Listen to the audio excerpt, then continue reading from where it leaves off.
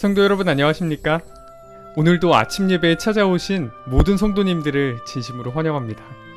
오늘날 현대인들은 경쟁에서 이겨야 하기 때문에 치열하게 살아가고 있습니다. 그러다 보니 예민해져서 작은 일에도 크게 화내고 분노합니다. 그리스도인으로서 어떻게 감정의 시험을 대하고 극복할 수 있을까요? 오늘 말씀을 꼭 들어보시길 바랍니다. 이제 기도하겠습니다. 하늘에 계신 아버지, 세상이 흘러가는 모습을 보면서 재림이 얼마나 가까이 왔는지 느끼게 됩니다. 동시에 사탄의 강한 끌어당김을 느끼는 우리에게 말씀의 밧줄을 날마다 던져주시고 인도해 주심에 감사드립니다. 말씀의 밧줄이 왔을 때 의심하지 않고 붙잡고 따라가는 저희가 될 수 있도록 인도하여 주시옵소서. 눈앞에 벌어지는 상황이 아니라 기록된 말씀을 의지하는 신앙으로 나아갈 수 있도록 저희의 마음을 붙잡아 주시옵소서. 오늘도 권면해 주시는 목사님께 함께하여 주시옵시고 말씀을 듣는 성도들의 마음을 붙잡아 주시옵소서. 예수님의 이름으로 기도드립니다. 아멘. 오늘 저희가 함께 묵상할 제목은 분노를 취급하는 방법입니다. 이제 목사님께서 교제를 통해서 권면의 말씀을 전해주시겠습니다.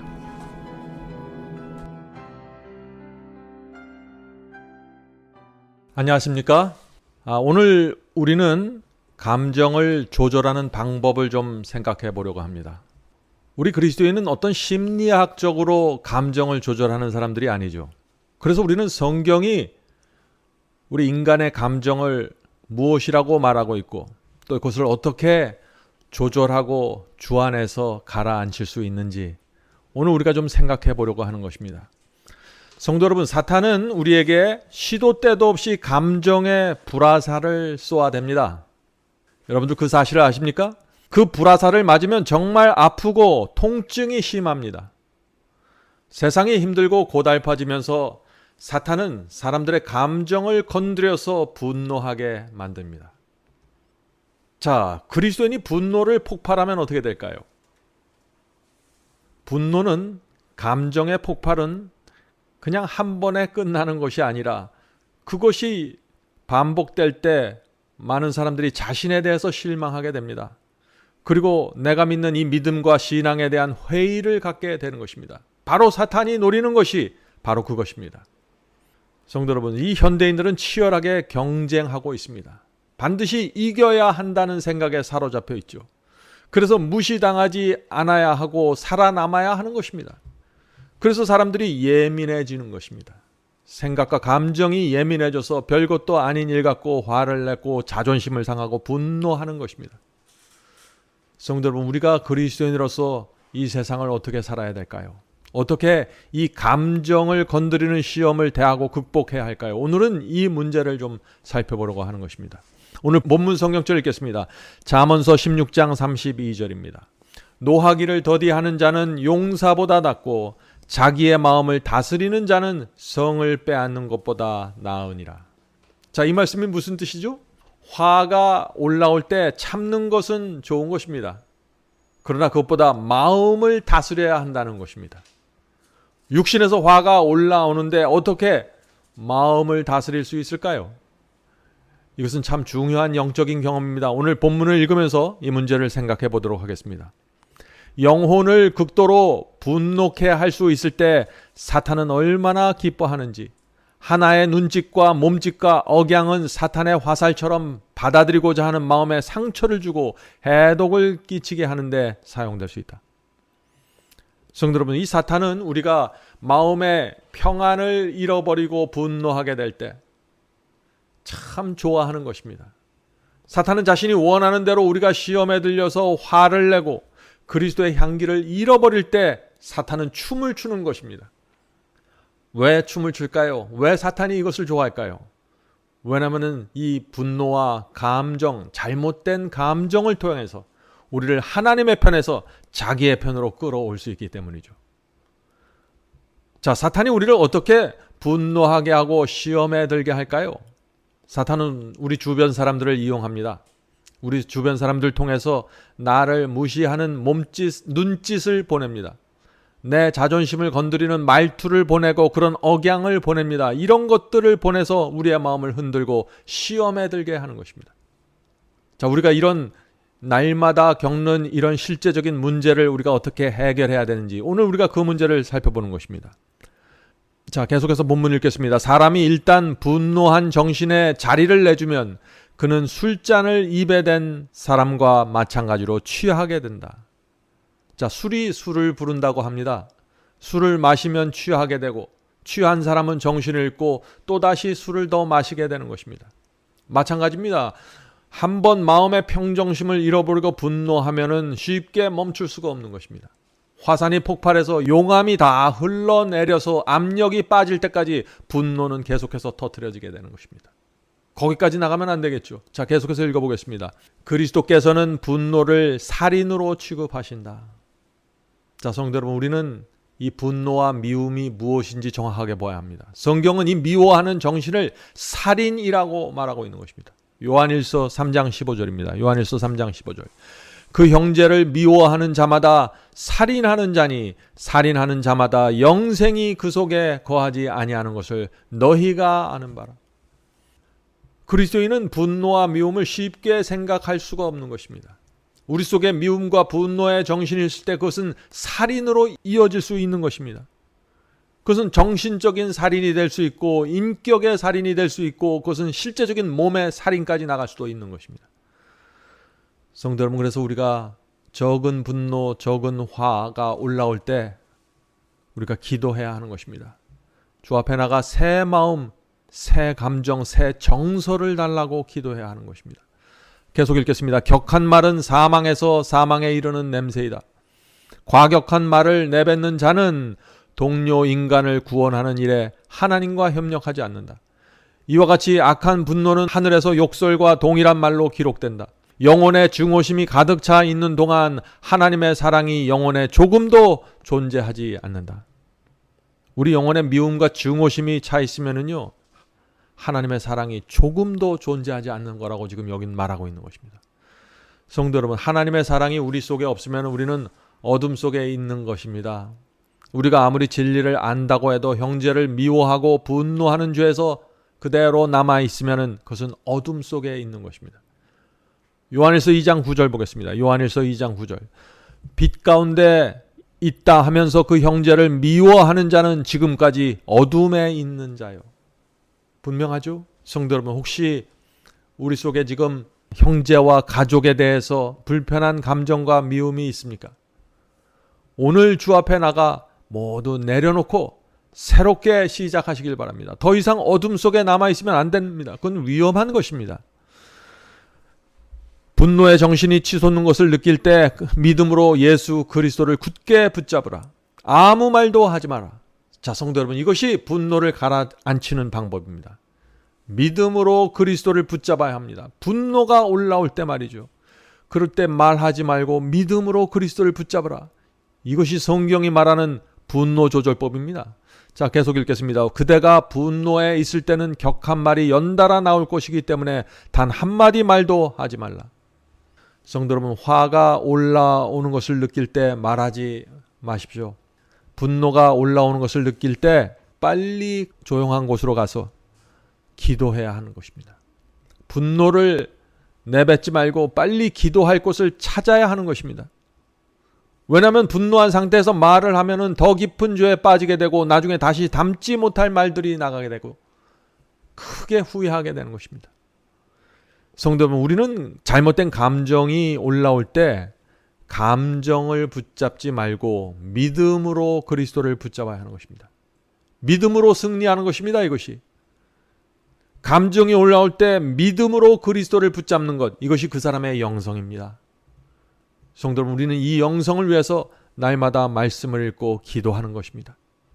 본문을 읽겠습니다. 어리석게도 격한 말을 하는 사람은 거짓 증거를 하게 된다. 이는 그가 결코 타당하지 않기 때문이다. 그는 자신이 안다고 생각하는 모든 잘못된 점을 과장한다. 그는 너무나 맹목적이어서 비이성적이어서 자신의 바보짓을 깨달을 수 없다. 그는 하나님의 계명을 범하며 그의 상상력은 사탄의 감화에 왜곡된다. 그는 자신이 무슨 일을 하고 있는지 모른다. 그는 눈멀고 귀먹은 상태에서 사탄에게 키를 내주고 열쇠를 내주고 그가 원하는 곳으로 인도하기를 허락한다. 분노가 폭발하고 이성이 마비되어 버리면은요, 내가 무슨 일을 하는지도 모르게 됩니다.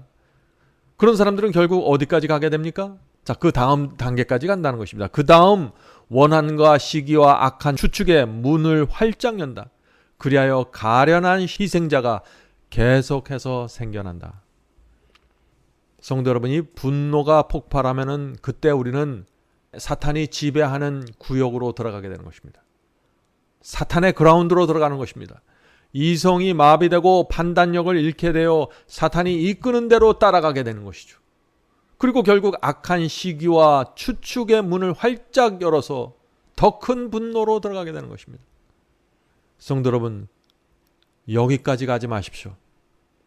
여기까지 가면은 참 인생을 두고 후회할 만한 일들을 벌이게 됩니다. 혹시 화가 올라오는 것을 느끼고 인식할 때, 억울함과 속상함이 올라오는 것을 느끼고 인식할 때, 그것을 사람에게 말하지 말고 주 앞에 나가 간구해야 하는 것입니다. 주님께 나가, 주님, 지금 제 속에서 억울하고 속상한 감정이 올라옵니다. 저는 이 감정에 굴복하고 싶지 않습니다. 믿음을 발휘하기 원합니다. 도와주시옵소서. 이것이 구덩이에 빠진 간절한 죄인의 기도가 아니겠습니까? 성도 여러분, 기도하면서 말씀을 읽어야 합니다. 감정의 폭풍우가 지나갈 때까지 그리스도 안에 들어가 숨어 있어야 하는 것입니다. 마음에 계속해서 주의 말씀을 넣어 주어야 합니다. 그렇게 하면은 성령의 은혜가 폭풍우를 잠잠케 하실 것입니다. 성도 여러분, 감정의 폭풍우가 성령의 은혜로 잠잠케 되는 이 경험을 하게 되면은 감정을 다스리는 우리의 실제적인 경험이 어떤 것인지 여러분들이 분명하게 이해하게 될 것입니다. 마지막 본문을 읽겠습니다. 그러나 우리 주 예수 그리스도의 은혜를 통하여 은혜의 시간이 계속되는 동안에는 소망이 있다. 주 안에서 점도 없고 흠도 없이 평강 가운데서 나타나기를 힘쓰라. 베드로후서 3장 14절. 이 경험은 주님 안에서 점도 없고 흠도 없이 평강을 누리는 이 경험을 말하는 것이죠. 이 경험은 모든 그리스도인이 육신의 능력이 아니라 그에게 주어진 예수 그리스도의 은혜를 통해서 투쟁해야 될 표준이다. 우리의 표준은 분명합니다. 우리는 그리스도 안에서 모든 죄를 이기는 것입니다. 그것이 우리의 표준입니다. 모든 죄를 이기기 위하여 씨름하자. 그러면 모든 성급하고 불평하는 말을 피할 수 있을 것이다. 성도 여러분, 사탄은 우리의 신앙을 무너뜨리기 위해서 감정과 분노를 이용해서 공격하는 것입니다. 자, 그렇다면 이 사탄의 공격을 어떻게 막아낼 수 있을까요? 가장 확실한 방법이 무엇일까요? 바울은 하나님의 전신갑주를 입으라고 말하고 있습니다. 전신갑주를 입어야 하는데 바울이 말하는 것처럼 그 순서대로 입어야 하는 것입니다. 이 순서가 빠지면 정확한 의의 경험으로 들어갈 수 없는 것입니다. 자, 그 말씀을 읽어보겠습니다. 에베소 6장 13절부터 16절입니다. 에베소 6장 13절부터 16절.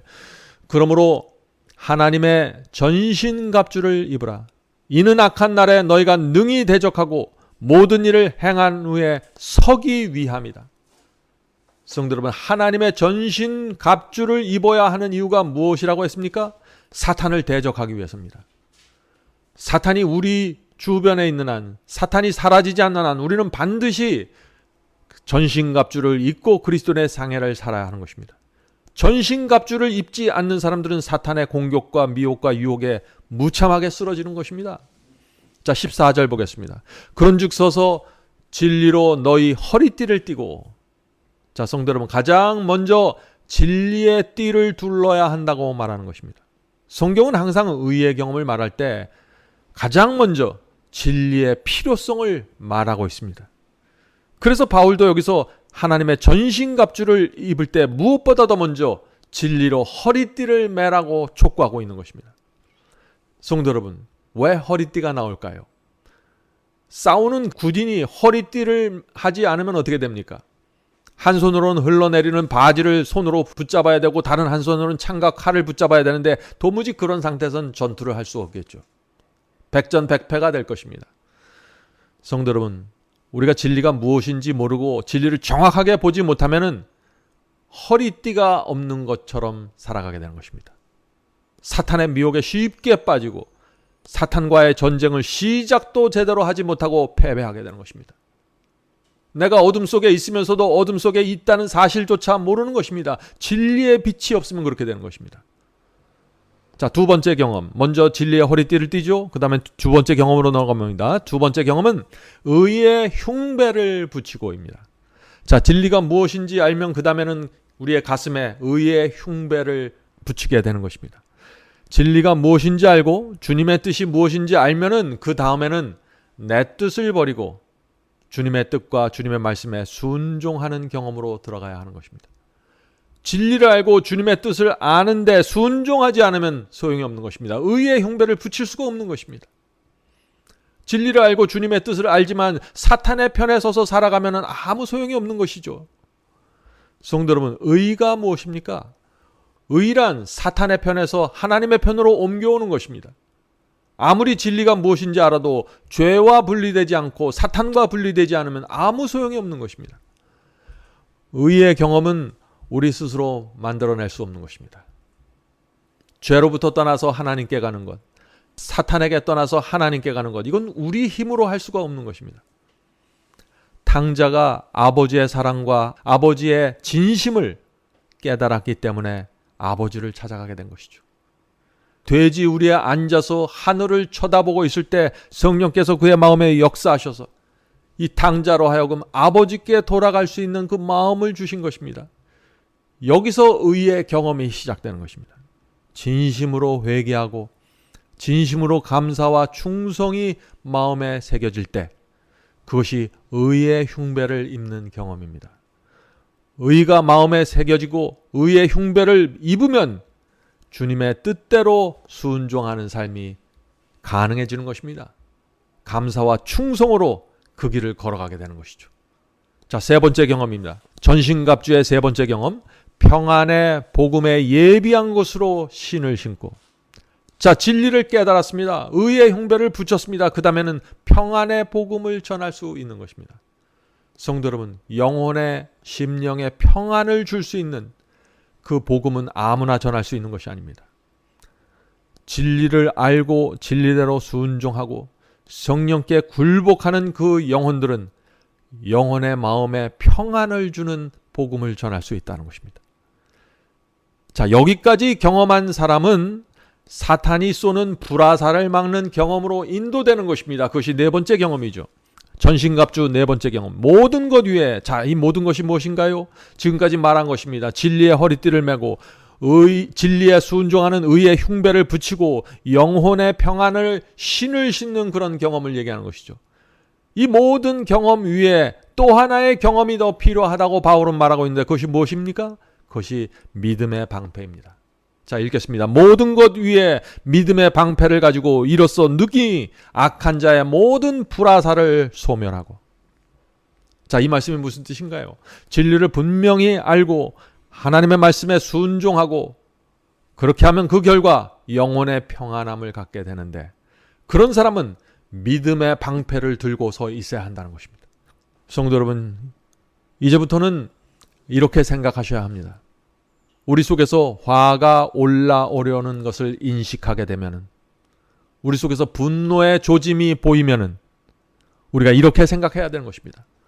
아, 내가 지금 사탄이 쏘는 불화살을 지금 맞고 있구나. 빨리 기도하고 믿음의 방패를 들어야겠구나. 이렇게 생각해야 되는 것입니다.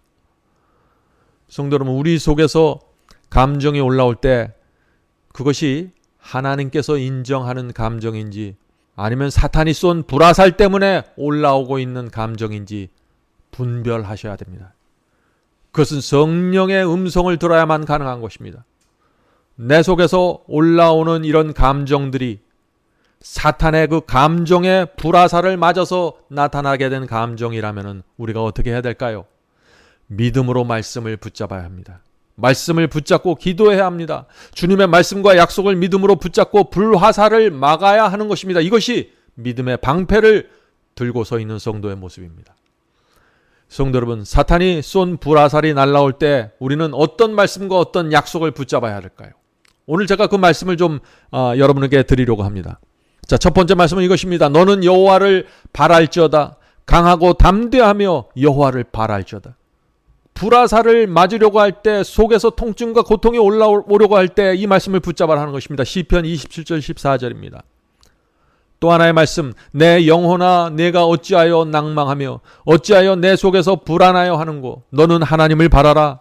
그 얼굴의 도우심을 인하여 내가 오히려 찬송하리로다. 시편 42편 5절입니다. 성도 여러분, 사탄의 불화살이 오고 있습니까? 뜨거웁니까? 그때 하나님을 바라보고 하나님의 얼굴을 바라보고 도우심을 청해야 된다는 것이죠. 예레미야 29장 11절 읽겠습니다. 나 여호와가 말하노라. 너희를 향한 나의 생각은 내가 아노니 재앙이 아니라 곧 평안이요 너희 장래에 소망을 주려 하는 생각이라.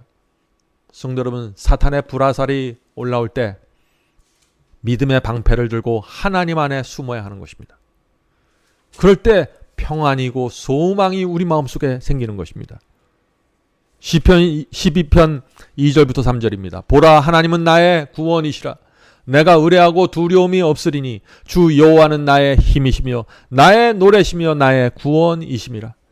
그러므로 너희가 기쁨으로 구원의 우물들 안에서 물을 기르리로다. 성도 여러분, 사탄의 불화살이 날라옵니까? 구원의 우물에서 물을 길러서 끼얹어 주십시오. 불을 꺼버려야 합니다. 그것이 사탄의 불화살을 막는 방법입니다. 하나님의 말씀 생명수로 불화살을 꺼버려야 한다는 것입니다. 이사야 49편 14절 15절입니다. 오직 시온에 이르기를 여호와께서 나를 버리시며 주께서 나를 잊으셨다 하였거니와 여인이 어찌 그 젖 먹는 자식을 잊겠으며 자기 태에서 난 아들을 긍휼히 여기지 않겠느냐. 그들은 혹시 이를지라도 나는 너를 잊지 아니할 것이라. 하나님께서 우리를 이렇게 젖 먹이는 엄마의 마음으로 우리를 돌보시고 보호하신다는 것입니다. 시편 46편 10절입니다. 너희는 가만히 있어 내가 하나님됨을 알지어다. 우리 속에 잘못된 감정이 생길 때 우리는 침묵하고 하나님께 피해야 되는 것입니다.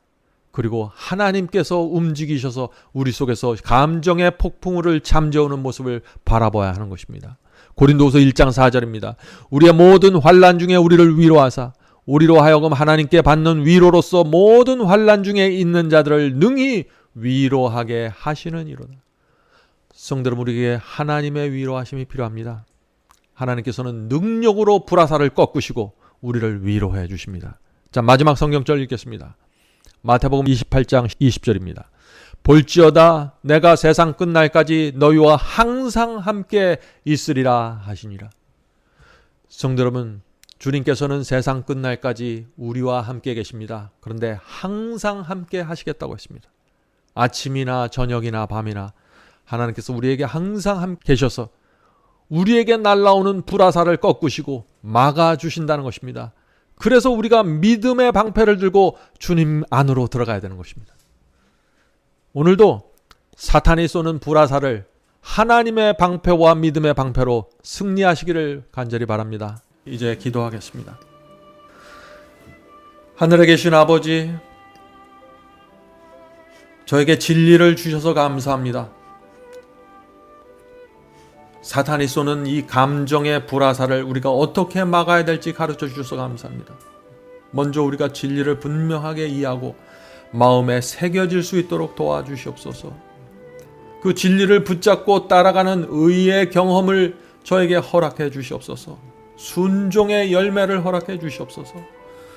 그래서 저희의 양심이 평안해지고 하늘이 인정하는 평안을 누리면서 살 수 있도록 도와주시옵소서. 평안의 신을 신게 도와주시옵소서.